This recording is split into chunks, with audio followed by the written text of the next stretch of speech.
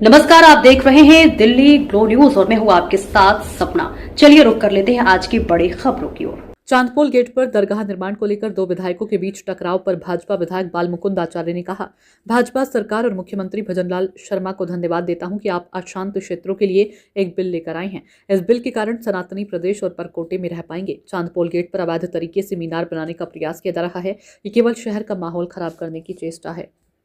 और वहां पर मौके पर हमें कोई उपद्रव नहीं करना था। हमें तो खाली अधिकारी को बुला के बताना था कि श्रीमान इसको चेक करिए, नियम कायदे से बन रही है क्या, और नियम कायदे से बन रही है तो बनवाइए, और बिना नियम के तो रोक ही दीजिए। हम कह के चौराहे पर आ गए। उन्होंने उसके बाद इतनी गंदी गंदी अभद्र भाषा में गालियां देके ऐसे शब्द बोले जो मैं यहाँ मीडिया में कतई नहीं कह सकता, लेकिन उनका जो परवरिश है वो उस गालियों के माध्यम से पता चलती है।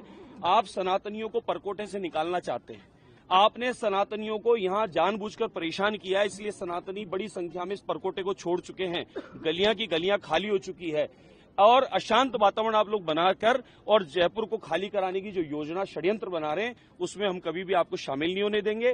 राजस्थान मुख्यमंत्री भजनलाल शर्मा साहब को मैं धन्यवाद देता हूं, भाजपा के सुशासन को धन्यवाद देता हूं कि आप अशांत क्षेत्रों के लिए जो विशेष बिल ला रहे हैं उस बिल की आने से हम लोग यहाँ सनातनी शहर में परकोटे में सुरक्षित रह पाएंगे। न तो हमारे घर के बाहर जिंदा जानवर कट पाएगा, न हांडी चढ़ पाएगी, न दुर्गंध फैल पाएगी, और न इस प्रकार से कोई उपद्रवी हमारी जमीनों को छीनने का प्रयास करेगा और हमें डरा धमकाकर शहर से निकालने का जो प्रयास किया जा रहा है।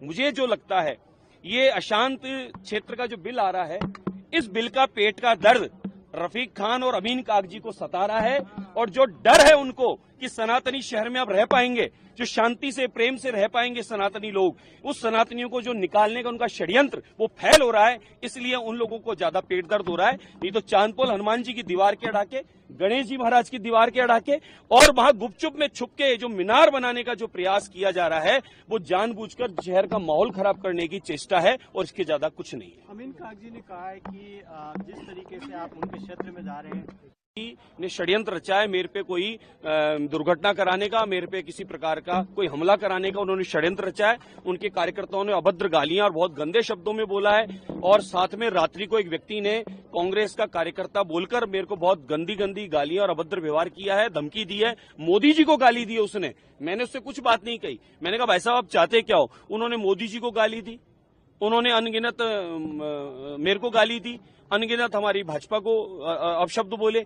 हमने तो इस प्रकार का न तो कांग्रेस बीजेपी करने गए थे। हमने तो ये कहा कि वहां पर अगर नियम कायदे से जमीन आपकी है तो आप बनाओ।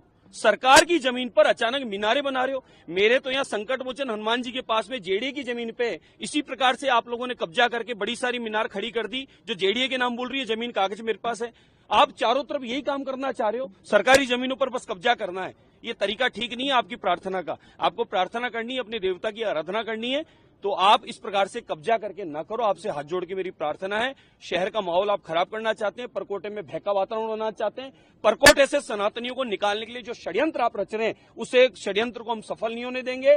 अशांत बिल जो आ रहा है उसको आप रोकना चाहते हैं, उस बिल को पास होगा और उस बिल के नियम कायदे से आप इस प्रकार की घटनाएं दोबारा करने की स्थिति में भी नहीं होंगे।